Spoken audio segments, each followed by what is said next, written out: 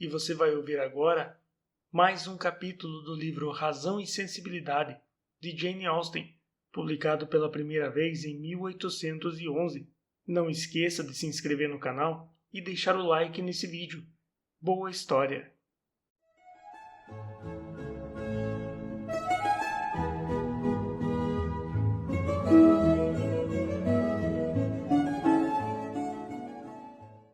Capítulo 46. A doença de Marianne, embora debilitante, não durara o bastante para tornar lenta a sua recuperação, e com a presença da mãe, mais a juventude e a força natural para ajudá-la, ela melhorou bastante para ser transferida, apenas 4 dias após a chegada da Sra. Dashwood, para a saleta de repouso da Sra. Palmer. Uma vez lá, ansiosa para agradecer ao Coronel Brandon por ter ido buscar sua mãe, ela pediu que o mandassem chamar.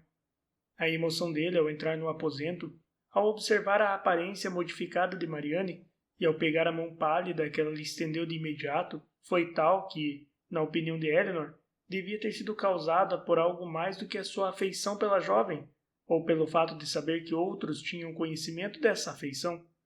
Ela não demorou a descobrir no olhar melancólico e no semblante alterado com que o coronel fitava sua irmã a lembrança de muitas cenas tristes do passado, lembrança essa provocada pela já mencionada semelhança entre Marianne e Elisa. Essa parecença, no momento, encontrava-se reforçada pelos olhos fundos, a pele sem brilho, o aspecto de fraqueza e a calorosa gratidão por um favor peculiar. A Sra. Dashwood, não menos observadora da situação que a sua filha mais velha, mas com a mente influenciada por pensamentos bem díspares, portanto, vendo tudo por um prisma diferente, não notou no comportamento do coronel nada além de algo despertado pelas mais simples e evidentes sensações. Ao mesmo tempo que observou nas ações e palavras de Marianne, persuadiram-na de que algo além de gratidão havia surgido. Depois de 1 ou 2 dias, com Marianne tornando-se cada vez mais forte a cada 12 horas, a Sra. Dashwood, incentivada pelo seu próprio desejo e pelo desejo de sua filha, começou a falar em voltar para Barton. Da sua decisão dependia a dos amigos. A Sra. Jennings não podia deixar Cleveland durante a estada das Dashwood, e o Coronel Brandon logo foi instado a considerar a sua permanência lá decisiva, se não indispensável. Diante da insistência da Sra. Jennings e do Coronel Brandon, a Sra. Dashwood foi convencida a aceitar o uso da carruagem dele na viagem de volta, para maior conforto da jovem convalescente.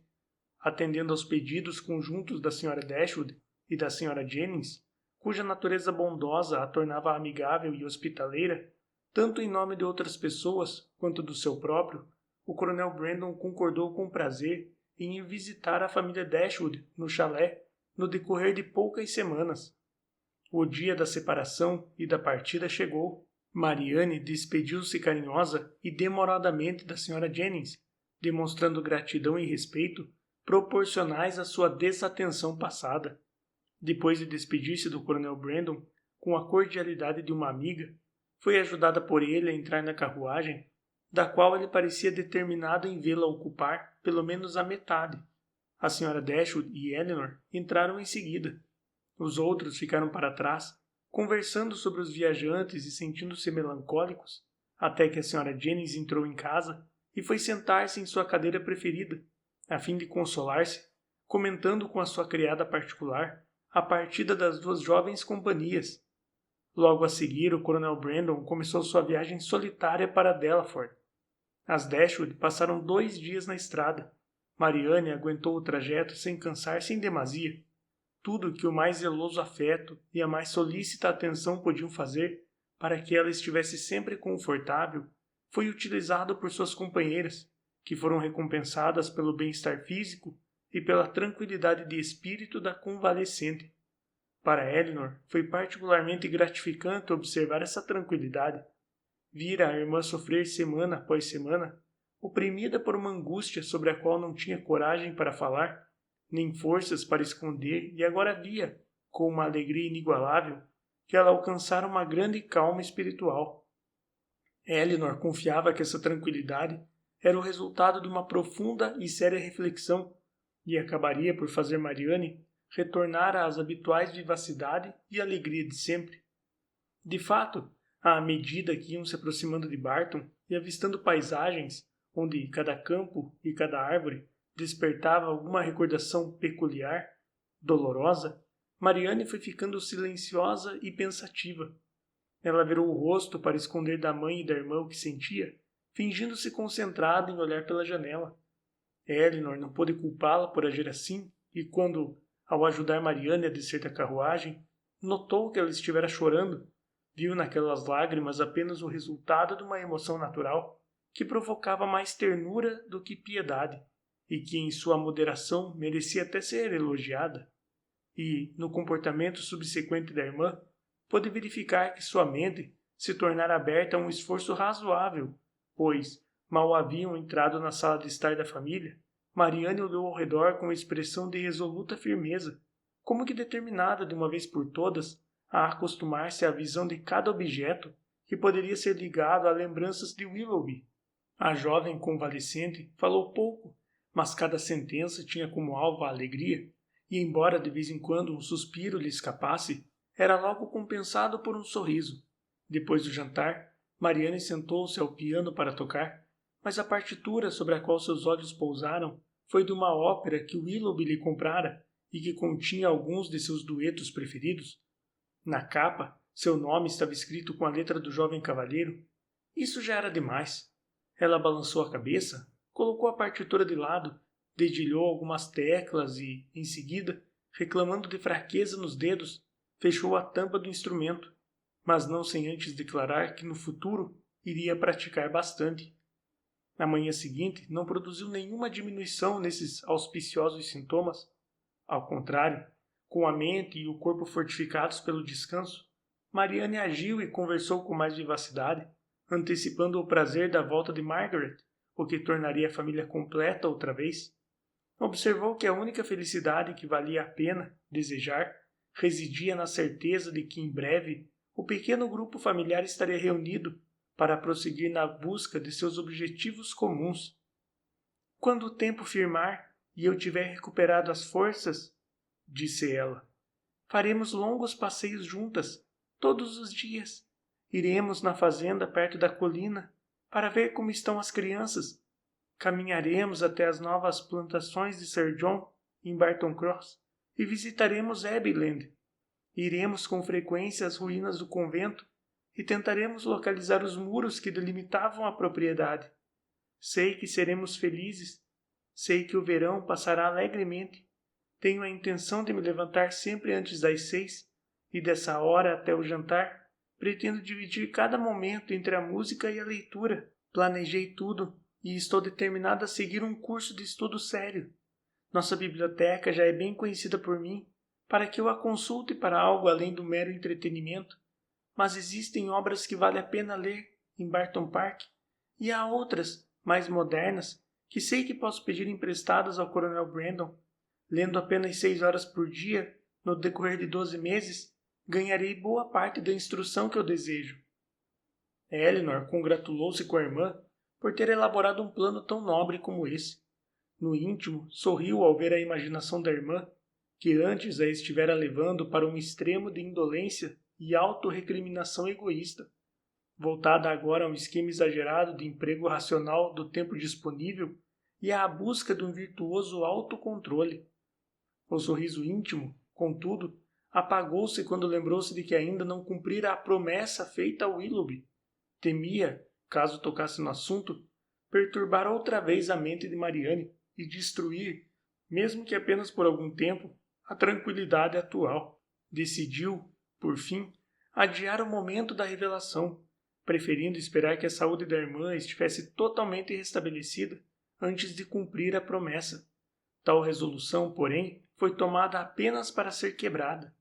Só 2 ou 3 dias após a volta de Mariane para casa, foi que o tempo melhorou o suficiente para que uma convalescente como ela pudesse aventurar-se a sair. O dia amanheceu claro o bastante para tentar a vontade da filha e a confiança da mãe. Mariane, apoiada no braço de Elinor, foi autorizada a passear no caminho diante do chalé, com a condição de não se cansar demais. As irmãs estabeleceram um passo lento devido à fraqueza de Mariane, que não se exercitava desde que adoecera. As duas avançaram para longe de casa, mas só até o local de onde podiam avistar a colina. Fitando-a e indicando a colina ao longe com o gesto, Mariane declarou com calma: "Foi lá, exatamente lá naquela saliência do terreno, que caí e vi Willoughby pela primeira vez." Sua voz baixou de tom ao pronunciar o nome do rapaz, mas logo em seguida voltou ao normal, quando ela acrescentou: "Sinto-me grata ao perceber que posso olhar com tão pouca mágoa para aquele local. Será que devemos tocar nesse assunto, Eleanor?" perguntou hesitante. "Ou isso seria errado? Agora já posso falar sobre tudo o que aconteceu. Espero, como creio que devo fazer." Ternamente, Eleanor estimulou-a a abrir a alma. "No que se refere a Willoughby, já cansei de me lamentar. Não pretendo falar com você sobre quais eram os meus sentimentos por ele, mas sim sobre quais são os meus sentimentos agora. No presente momento, se eu pudesse ter certeza de uma única coisa, se eu tivesse permissão para pensar que nem sempre ele estava fingindo ou me enganando, acima de tudo, se eu pudesse ter certeza de que nem sempre ele foi tão perverso quanto os meus medos me fizeram imaginar, desde que ouvi a história daquela pobre moça." Mariane calou-se. "Se pudesse ter certeza disso, acha que iria sentir-se melhor?" indagou Eleanor, esperando ansiosa pela resposta. "Sim, minha paz de espírito depende duplamente disso, pois o terrível não é apenas suspeitar da maldade de alguém que representou o que ele representou para mim, mas também a maneira como eu mesma me vejo, numa situação igual à minha, o que, além de ser um afeto tão vergonhosamente imprudente, poderia ter me deixado exposta a... Se você tivesse certeza que procura, como justificaria o comportamento dele?" perguntou-lhe a irmã. "Eu consideraria... com que alegria eu consideraria apenas volúvel. Muito, muito volúvel." Eleanor não disse mais nada.